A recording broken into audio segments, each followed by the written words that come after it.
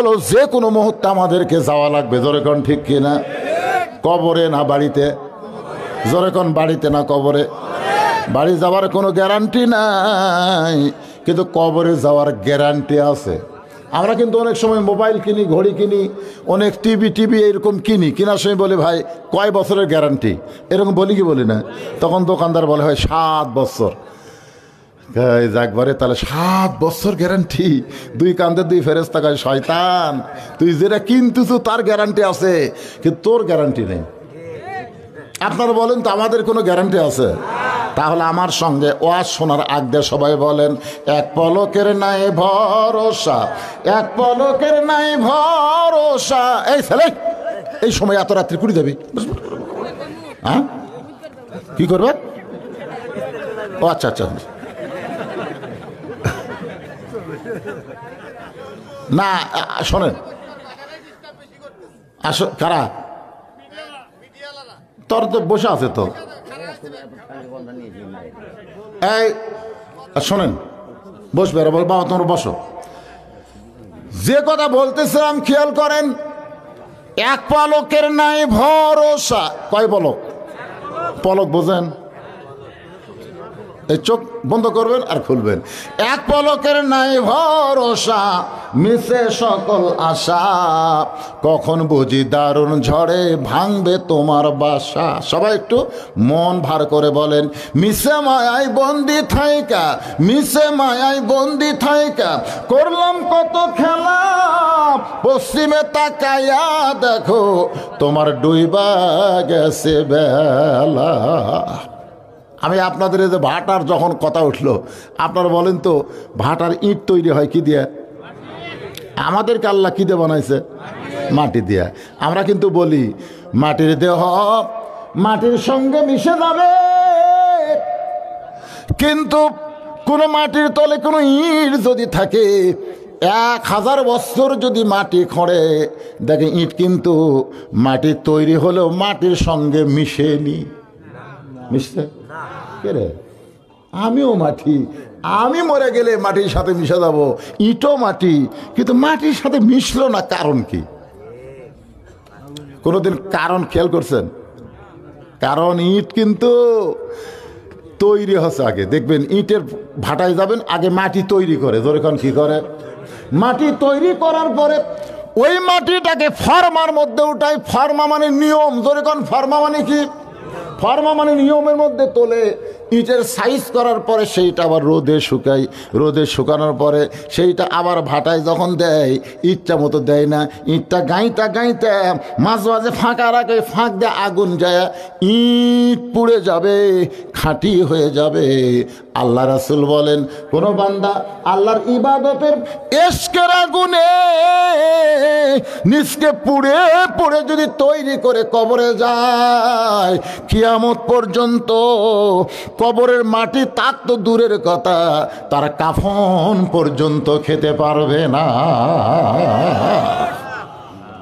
যার প্রমাণ হলো 1932 সাল। কোন সাল? 1932 সাল দজরা নদীর কিনারায় 2জন সাহাবীর কবর পাওয়া গেছিল। 2 সাহাবী। প্রায় 1350 বছর পরে 2টা সাহাবীকে কবর থেকে বের করা হলো। যেমন অবস্থায় দুনিয়া থেকে বিদায় নিয়েছে, 1350 বছর পর তেমন অবস্থায় আবার তাদেরকে দেখা গেল। জোরে কান সুবহানাল্লাহ, সুবহানাল্লাহ, জোরে কান। মাটির চাইতেও আমাদেরকে, ইটের চাইতেও আমাদেরকে সাইজ হলাই বাজান। তারপরে অন্ধকার কবরে যাওয়া লাগবে। একটু মনোযোগ দেন। মা ফাতেমা যখন বুঝতে পারলো এই জুব্বা সাধারণ কোনো জুব্বা নয়, এই জুব্বার সঙ্গে আল্লাহর কোরআনের সম্পর্ক আছে, আর এই জুব্বা আমার বাবা দিচ্ছে না, আমার মা চাইছে।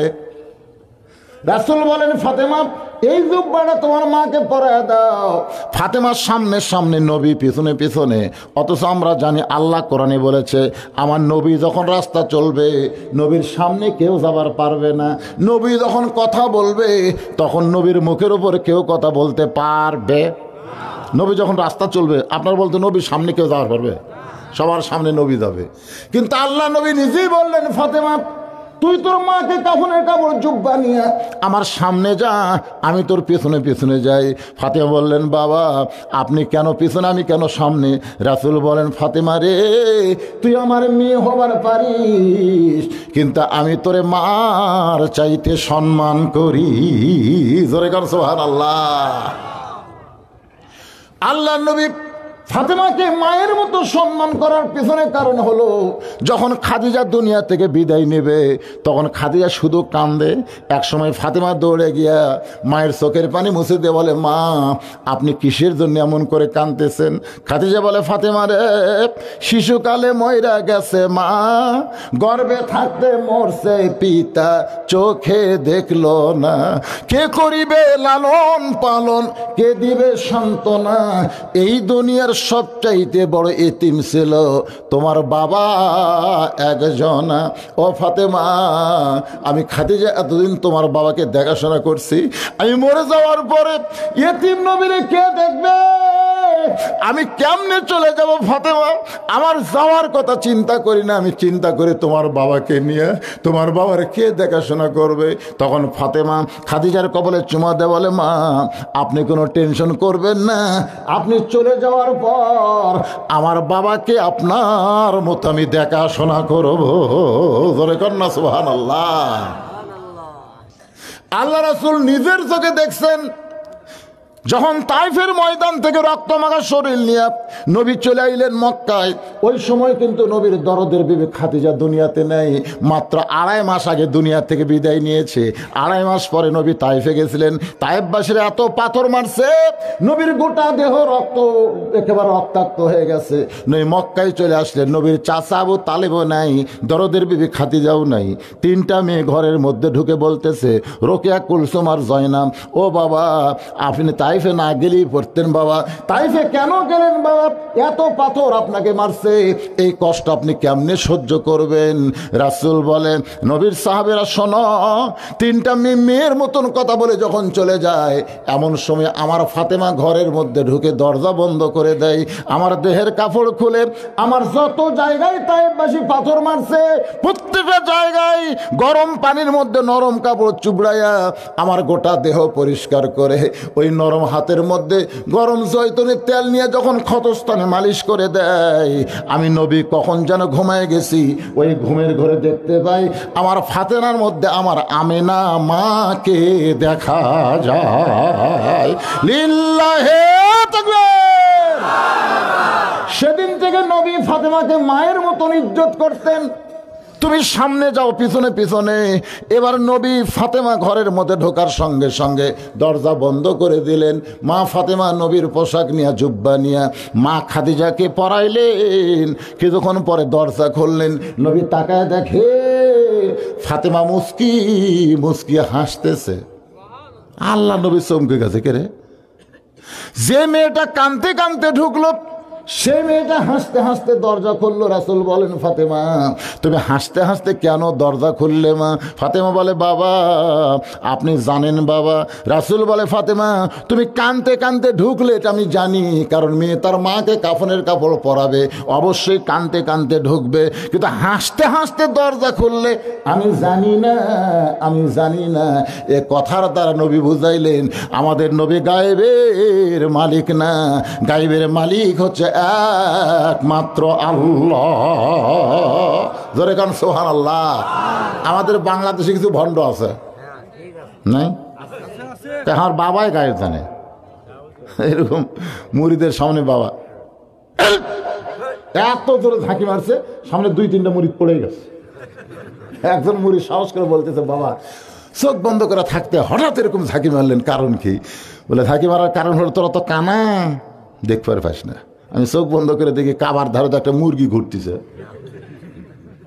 মানে এই সারা ভণ্ডরা যা কয় আর মুরিদরা তাই বিশ্বাস করে। ঝাঁকি দিয়ে মুরগি খেতে দিলাম রে। মুরিদরা হাই রে বাবা, কোথায় বাবা আর কোথায় কাবারে, কি বাবার চোখ রে।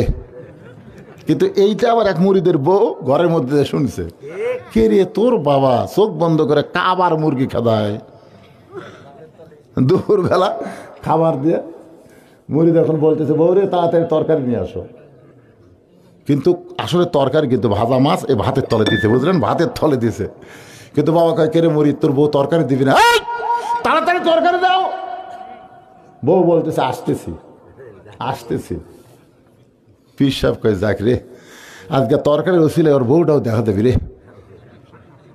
আপনারা বলেন তো, মুরিদের বউ পীরের জন্য দেখা জায়েজ না হারাম? কথা কম, জায়েজ না হারাম? যখন ইয়াসার রাদিয়াল্লাহু বাড়িতে গেল, সুমাইয়া বলতেছে, ওগো স্বামী, আপনার চেহারা নূর দেখে আমি ঈমান গ্রহণ করব। ইয়াসার রাদিয়াল্লাহু নবীর কাছে এসে বলতেছে, ইয়া রাসূলুল্লাহ, আমার বউ সুমাইয়া মুসলমান হওয়ার চাই, আমি কি আমার বউকে আপনার কাছে নিয়ে আসবো? আল্লাহ রাসূল বললেন, বাল্লিগু আন্নি ওয়ালাউ আয়া, তোমার বউরে আমার কাছে আনা লাগবে না, তুমি যে কলমা গ্রহণ করছো সেই কলমার দাওয়াত তোমার বউরে দাও। যেরকম সুবহানাল্লাহ। আল্লাহ রাসূল যদি বলতেন তোমার বউ নিয়ে আসো যাও, আমরা সবাই দলিল পেতাম, যাক রে, তাহলে মুরিদের বউকে পীরের কাছে নিয়ে যাওয়া যাবে। সব পীরের একটা দলিল দিত। এখন ভাতের তলে ভাজা মাছ, এরপরও পীর যখন বলে তরকারি দিবি না, মুরিদ বলে, কে রে বউ, তাড়াতাড়ি তরকারি নিয়ে আসো। বউ বলে আসতেছি। বউ নিয়ে আসতেছে ঝাঁটা, ধরে বলেন কি ঝাঁটা নিয়ে আসে, বাপের পিঠের উপরে মারছে বাড়ি। ওই, আমার বাপকে মারিস কেন? তোমার বাপ চোখ বন্ধ করে কাবার মুরগি খেদায়, আর ভাতের তলে মাছ দেখবার হয় না। এই ভণ্ডামি ইসলামে নাই। ফাতেমা কাঁদতে কাঁদতে ঘরের মধ্যে ঢুকলো, এটা রাসূল জানে, কারণ মাকে তার মেয়ে কাপড় পরাবে, অবশ্যই কাঁদবে। কিন্তু হাসতে হাসতে দরজা খুললো। কি কারণে ফাতেমা হাসতে সেটা রাসূল জানে না। এখান থেকে প্রমাণ হলো আমাদের নবী গায়েবের মালিক না, গায়েবের মালিক একমাত্র কে? তাহলে আমার সঙ্গে সকলে একবার পড়েন, হুয়াল্লাহুল্লাযী লা ইলাহা ইল্লাহু আলিমুল গায়বি ওয়াশ শাহাদাতি হুয়ার রহমানুর রহিম। আল্লাহু আকবার। ফাতেমা বলে, বাবা হাসার কারণ হলো, কানতে কানতে কেন গেলাম এটা যখন আপনি বলতে পারেন, হাসতে হাসতে দরজা খুললাম যখন বলবার না পারতেছেন, তাহলে শোনেন, হাসার কারণ হলো আপনার জুব্বা আমার মাকে পরাবার গিয়া ইয়ানজুরু বিনূরিল্লাহ, ইয়ানজুরু বিনূরিল্লাহ, আমি নূরের নজর করে দেখি আমার মায়ের শরীরে আল্লাহ জান্নাতের পোশাক পরায়া দিছে। এটা কিন্তু এই দুই চোখ দে না, ইয়ানজুরু বিনূরিল্লাহ। আসলে ছোটবেলাতে আমরা পড়ছি, এখনকার ছেলেরা এগুলো পড়া কোথায় পাবে? একে চন্দ্র, দুয়ে পক্ষ, তিনে নিত্র। নিত্র মানে চোখ। আগে কিন্তু চোখ তিনটা ছিল, এখন দুটা হয়ে গেছে। কার বাড়ি রে? হায় হায় রে, আমাকে এলাকার মধ্যে সেরা বাড়ি বারে, এইরকম সুন্দর বাড়ি দেখি নাই। এই শালারা হলো কানা। কানার ভাগ্যে ধন মিলে না, সামনে দেখে গোরস্থান, সামনে দেখে গোরস্থান, তারপরে দুনিয়ার বাড়ি দেখে, এরা আসল দেখতে পারে না। কানার ভাগ্যে ধন মিলে না। তুমি যদি আসলে চোখ থাকতো, তাহলে দুনিয়ার বাড়ি না দেখে বারবার তুমি কবরের ঘরের দিকে তাকায় থাকতে। ধরে কোন কথা, ঠিক কথা কন না কেন ভাই? ইয়ানজুরু বিনূরিল্লাহ, নূরের চোখ দিয়ে তাকায় দেখে আল্লাহ তাআলা তার মায়ের শরীরে জান্নাতের পোশাক পরায় দিয়েছে। এ কথা শোনার সঙ্গে সঙ্গে নবী ঘরের দরজায় বসে মাটির উপরে হাত দিয়া ছোট বাচ্চার মতন কান্না শুরু করলেন। ফাতেমা তাকায় দেখে বাবার চোখ দিয়ে দর দর করে পানি পড়তেছে। ফাতেমা চমকে বলে, বাবা আমার মায়ের শরীরে জান্নাতের পোশাক আল্লাহ পরাইছে, এইটা শোনার পর আপনি কান্দেন, আপনি কি এইটা ভালো লাগে না? রাসূল বলে, ফাতেমা এই কান্না কোনো দুঃখের কান্না নয় মা, এই কান্না হলো আমার আনন্দের কান্না। এই দুনিয়াতে সর্বপ্রথম আমাকে যিনি নবী বলে স্বীকার করেছে, সেই মহান মানুষটি হইল তোমার মা। সুবহানাল্লাহ। তো বলেন, এই ওয়াজ যখন আমি করি তখন আমার চিন্তা হয়, কে রে, নবীরে সর্বপ্রথম তার বউ নবী স্বীকার করলো, আর 38 বছর ওয়াজ করি, এখন পর্যন্ত আমার বউ আমাকে হুজুরি করলো না। হ্যাঁ, সাদিয়ার আব্বা আসেন ভাত খান, সাদিয়ার আব্বা যান পানি গরম করছে গোসল করেন। আমি রাগ করে বললাম, কিসের সাদিয়ার বাপরে, লক্ষ লক্ষ মানুষ আমাকে হুজুর কয়, তুমি একটু হুজুর খাও। বউ মুসকি মুসকি হাসে। না হাসো কেন? বলে জনগণ আপনাকে চিনে না তাই হুজুর কয়। কিন্তু আমি তো আপনাকে চিনি, আপনি মালটা কি আমি জানি না? হুজুর হয় এত সহজ নয়। মানে আমাকে বাহিরে হুজুর, ভিতরে খেজুর। আর আল্লাহ নবীর বাহিরেও যা, ভিতরেও তাই।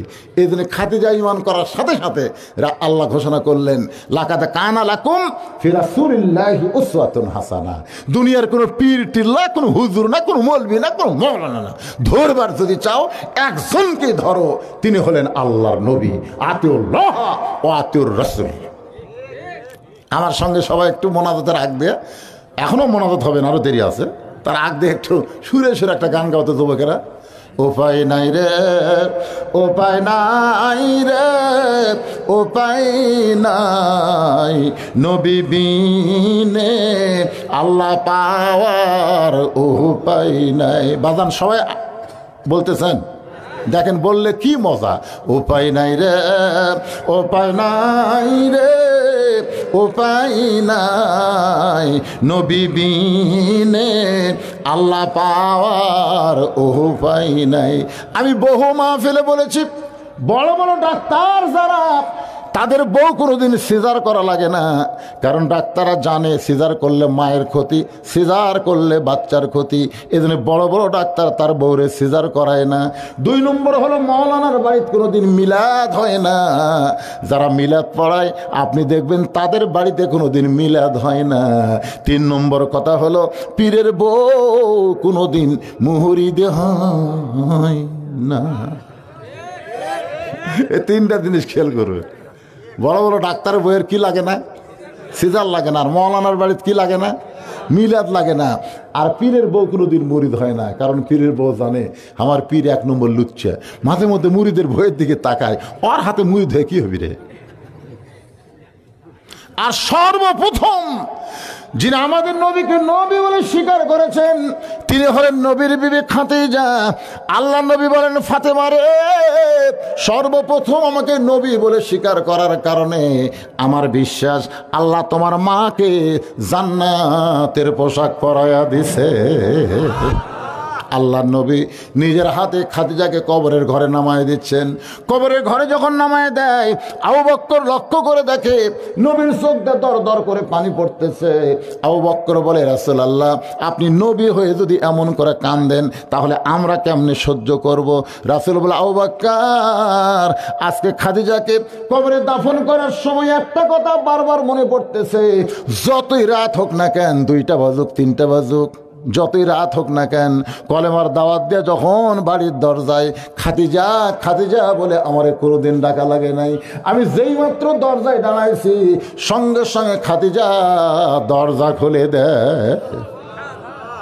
আমি আশ্চর্য হয়ে বললাম, খাদিজা, আমি যখনই আসি তখনই আপনি দরজা খুলে দেন। খাদিজা বলে, হুজুর, আপনি কলেমার দাওয়াত নিয়ে যখন বের হন আমিও আপনার সঙ্গে যাবার চাই, কিন্তু আপনি আমাকে নেবেন না।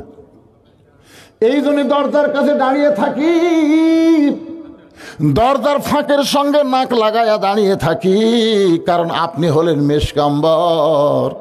আপনি যখন আসেন আপনার দেহের সুগন্ধ আমার নাকের মধ্যে ঢোকে, আমি সঙ্গে সঙ্গে দরজা খুলে দিই। রাসূল বলে, খাদিজা, তাহলে কি আপনি ঘুমাবেন না? খাদিজা বলে, হুজুর, আমি সেই দিন একলা ঘুমাবো যেদিন আমার মরণ হবে। আমি সেই দিন একলা ঘুমাবো যেদিন আমার মরণ হবে। আর যতদিন আমি জীবিত থাকবো আপনাকে বুকে না নিয়ে আমি কোনোদিন ঘুমাবো না। রাসূল বলে, সাহাবীরা রে, আমার খাদিজা আজকে কবরের মধ্যে একলা থাকবে। আমি নবী কবরের মধ্যে থাকতে চাইলেও তো থাকতে পারবো না। কবরে মাটি দেওয়ার পরে সবাই যখন কবর ছেড়ে চলে যায়, এমন সময় আল্লাহর নবী খাদিজার কবর থেকে নড়েন না। ঘন্টার পর ঘন্টা চলে গেল, নবী কবরের পাশে দাঁড়িয়ে থাকে। আল্লাহ ডাক দিল, হাবিব, আপনি কবর থেকে সরেন না, আমার মুনকির নাকিরও কবরের মধ্যে ঢুকতে পারে না। ওগো নবী, আপনি খাদিজার কবর থেকে নড়বেন না। নবী বলে, আল্লাহ আমার খাদিজার কবরে মুনকির নাকির পাঠাবেন, উত্তর দিবার না পারলে আমি নবী উত্তর দিয়া দিব।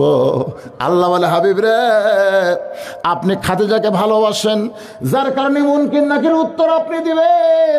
আজকে শুনে নেন, আপনি যেমন খাদিজাকে ভালোবাসেন, আমি আল্লাহ তার চাইতে অনেক ভালোবাসি।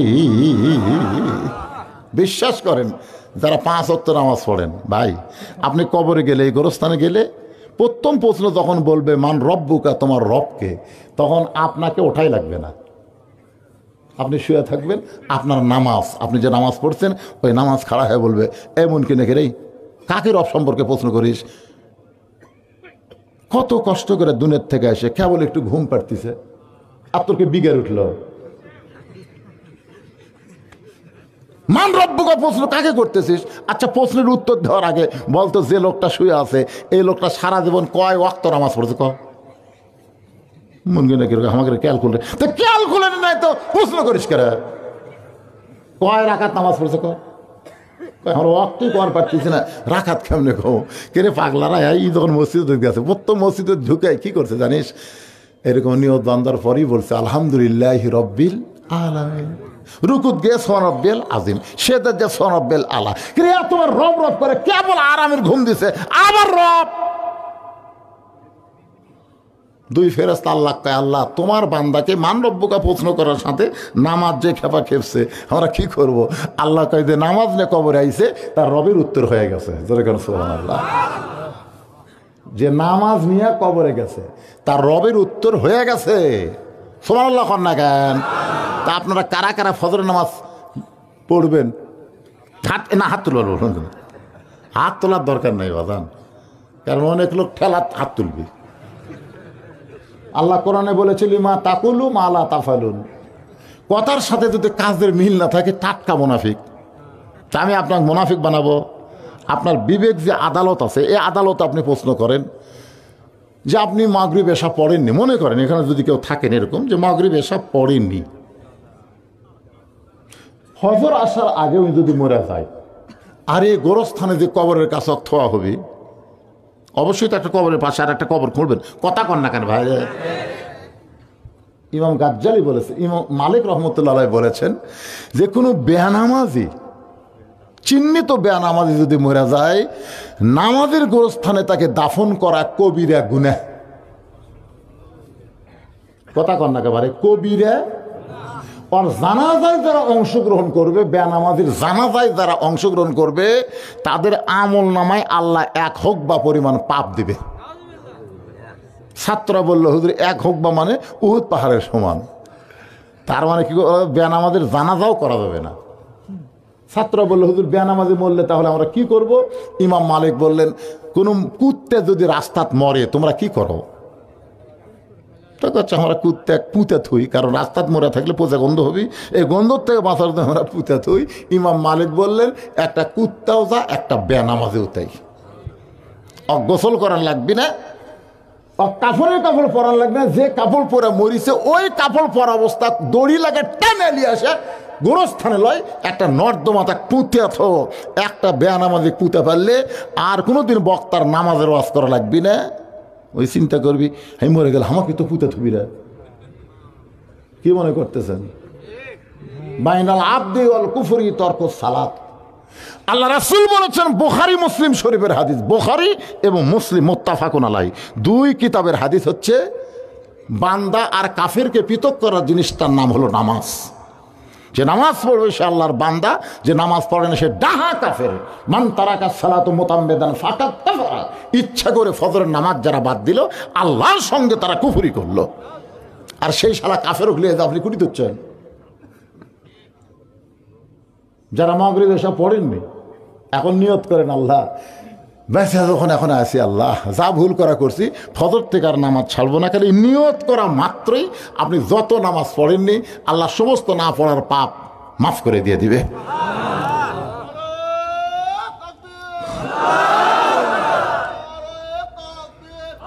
লিল্লাহি তাকবীর। সবচাইতে বড় আমল হলো ভাইরা শোনেন, সবচাইতে বড় আমল ফজর থেকে নামাজ শুরু করে দেওয়া। রাজি আছেন? আল্লাহ আজকের মাহফিল শোনেন, হাত তোলা লাগবে না, আমরা বহু হাত তুলছি। ওই মামুনুল হক যখন ওয়াজ করতো ঠিক হাত তোলা কয় ঠিক। আল্লামা সাইদু হুজুর 50 বছর ওয়াজ করছে, জনগণ হাত তুলে তুলে যা করছে ভাই, আমি সেই ওয়াজ করে রে ফাটাফাটি, জেলের যখন নিয়ে যায় আর কেউ নাই। ওগুলো বাদ দেন, তোলা হাত তোলা বাদ দেন। সবচাইতে বড় আদালত আল্লাহ আপনার বিবেক দিয়ে দিচ্ছে, সে আদালতকে আমি বলতেছি। আপনার বিবেক যদি জাগ্রত থাকে, আজ থেকে বাকি জীবন আর ফজরের নামাজ আমরা ছাড়বো না ইনশাআল্লাহ। ফজর থেকে আমাদের যুদ্ধ শুরু হবে, আমরা 5 ওয়াক্ত নামাজ মসজিদে জামাতের সঙ্গে আদায় করব। আল্লাহ কবুল করুক। আমার মায়েরা যারা পর্দার অন্তর আছেন বা শোনেন, আপনাদের 1 নম্বর আমল হলো পর্দা। এতক্ষণ পর্যন্ত যে ফাতেমা খাদিজাদের নিয়ে ওয়াজ করতেছি, সেই ফাতেমা খাদিজার সঙ্গে যদি জান্নাতে যাওয়ার চান, বেপর্দা হয়ে যাওয়া যাবে না, পর্দা নিশি হয়ে যাওয়া লাগবে। জোরে কোন কথা ঠিক কিনা? মেয়েদের জন্য আল্লাহ কোরআনে বলেছেন অকরনা ফি বুয়ুতিকুন্না আলা তাবাররুজনা তাবারুজাল জাহিলিয়াতিল উলা। 2 নম্বর প্রশ্ন করবে, আমার দিন ওকা, তোমার দিন কি, তোমার দিন কি প্রশ্ন যখন করবে ফিলিস্তিনের মুসলমানকে, এই প্রশ্ন করার সঙ্গে সঙ্গে ইসলামী আন্দোলন বলবে, রে মুনকির নাকির, যে আল্লাহর ঘর বাইতুল মুকাদ্দাসকে রক্ষা করার জন্যে নিজের জীবন দিয়ে কবরে আইলো, তাকে আবার অমা দিন ওকা প্রশ্ন করিস আল্লাহর দিনকে কায়েম করার জন্যে বাংলার জমিনে যারা জেল খাটলো, যারা রিমান্ডে গেল হক কথা বলার অপরাধে, মাথায় টুপি দেওয়ার কারণে, দাড়ি রাখার কারণে যাদেরকে জঙ্গি বানালো, তাদেরকে আবার অমাদিনুকা প্রশ্ন করিস। আল ফেরেস্তা বলে, আল্লাহ যখন অমাদিনুকা প্রশ্ন করলাম, ইসলামী আন্দোলন যে কাপা খেপছে, আল্লাহ বলে মুনকির নাকির শুনে নে, ইসলামী আন্দোলন করতে করতে কোরআনের বিজয় যারা চায়, দুনিয়াতে কোরআনের আন্দোলনের পক্ষে যারা সৈনিক হয়ে কাজ করেছে, তাদের 2 নম্বর প্রশ্নের উত্তর হয়ে গেছে। 3 নম্বর প্রশ্ন হলো, আমার নাবিকা, তোমার নবীকে। সকালবেলা দাড়ি কামাছে, বিকেলবেলা হার্ট অ্যাটাক করে মরছে, এরকম বেসাইজা লোক আছে না নাই? সকালবেলায় কামাছে ভাই সেই সাইজ, বিকেলে বেটা হিরোইন খেয়ে ধরা পড়ছে, এই খবর আসতে ওলা যারা দাড়ি টাড়ি কামায় না, ওরকে বেটাও কিন্তু সেই রকম ডিয়ারিং মাল, ইয়াবা খায়, গাঁজা খায়, হিরোইন খায়, বউ আর ডিউটি মারে। শোনেন, কি মনে করতেছেন আপনি? একটা মরদ মানুষ, মরদের সিমটম নাই। শরীফ আর শরীফায় খুব খেয়াল করবেন, শরীফ কখন শরীফা হয়। এক মেয়ে আমাকে কইছে, হুজুর আমার স্বামী তো খুব সুন্দর, আমি স্বামী নিয়ে যখন বাইরে যাই, রাস্তার মেয়েরা খেলে আমার স্বামীর দিকে তাকায় থাকে, হুজুর একটা দোয়া পড়ে দেন তো, মেয়েরা যেন আমার স্বামীর দিকে না তাকায়। আমি কইলাম, মা কোনো দোয়া লাগবে না, তুমি তোমার শরীফাকে শরীফ বানাও, চাচা বানাও, যাও তুমি তোমার স্বামীকে চাচা বানাও। আর ওপর রাগ করে, হুজুর স্বামী কোনোদিন চাচা, এই পাগল, চাচা বানাবার কছি, চাচা কবার কছি। ওকে আমি বুঝা দিলাম, দাড়ি থোয়াও। ওই স্বামীকে হাত পাও ধরে দাড়ি থোয়াছে, দাড়ি আগুনছে আর আঙ্গুল হচ্ছে, স্বামীকে বাইরে যায়, কোনো মেয়ে আর ওর স্বামীর দিকে তাকায় না। কেউ যদি কথা কবার চায়, চাচা আসসালামু আলাইকুম, তখন বউ কই, যাকরে আমার স্বামী তখন চাচা হচ্ছে, মাঝখানে আর শয়তান ধোকা দিবার পারবি না। জোরে কথা কন না কেন? এই দাড়ি নিয়ে যেই ব্যক্তি কবরে গেল, মুনকির নাকির জিজ্ঞাসা করতেছ, আমার নাবিকা, তোমার নবীকে। নবী দূর থেকে বলে, রে মুনকির নাকির, কাকে নবী সম্পর্কে প্রশ্ন করিস? সে আমাকে নবী বলার আগে আমি নবী তাকে উম্মত হিসাবে স্বীকার করে নিলাম। আল্লাহ বলে, হাবিব আপনি খাদিজারে যেমন ভালোবাসেন, আমি আল্লাহ তেমন ভালোবাসি। দুনিয়ার জীবনে কবরকে স্মরণ করে যে চোখের পানি বের করে কানবে, আমি আল্লাহ তাদের কবরে মুনকির নাকির পাঠাবো না। ইজাম আসাবাতুহুম মুসিবাতুন ক্বালু ইন্না লিল্লাহি ওয়া ইন্না ইলাইহি রাজিউন। আল্লাহ আমাদের সকলের জীবনে কবুল করুক, সকলে বলে আল্লাহুম্মা আমিন। ফজরের নামাজের চিন্তা থাকার কারণে ভাই বেশি লম্বা ওয়াজ করার সুযোগ নাই। আপনারা সবাই ইস্তেগফার পড়েন, সবাই ফজর নামাজ জামাতে পড়া লাগবে। আল্লাহ কবুল করুক, বক্তা শ্রোতা